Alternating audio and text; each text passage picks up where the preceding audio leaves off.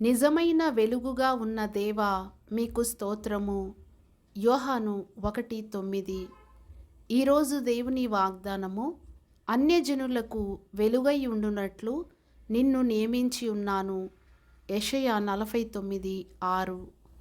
ప్రార్థన. కృపగల దేవా, పరిశుద్ధ తండ్రి, మీకు వందనాలు చెల్లిస్తున్నాం ప్రభువా.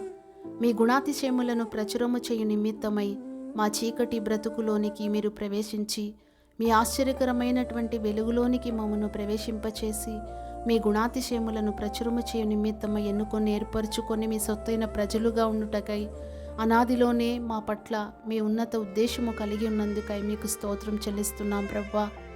ఎందు నిమిత్తమైనైనా మీరు అన్యజనులకు వెలుగుగా ఉండు నిమిత్తమై మమ్మల్ని ఏర్పరచుకొని ఉన్నారో యొక్క ఉద్దేశమును మరచిపోక మా క్రియలతో మాటలతో లోకానికి నిజమైన వెలుగుగా ఉన్నటువంటి మిమ్మను ప్రత్యక్షపరిచే సాక్షులుగా మీ ప్రేమకు ప్రతినిధులుగా ఉండటానికి సహాయము చేయండి ప్రభువా. మీకు స్తోత్రం. ఎందరైతే ఈ దినాన పాప చీకటిలో, వ్యాధి అనే చీకటిలో, కుటుంబ సమస్యలనే చీకటిలో జీవిస్తూ వెలుగులేకయే ప్రభువా తడువులాడుచున్నటువంటి వారి జీవితాలకు నిజమైన వెలుగుగా ప్రత్యక్షమై మీ నిత్య రాజ్యానికి సిద్ధపరచమని నజరేయుడైన యేసు నామమున అడిగి ప్రార్థిస్తున్నాము తండ్రి.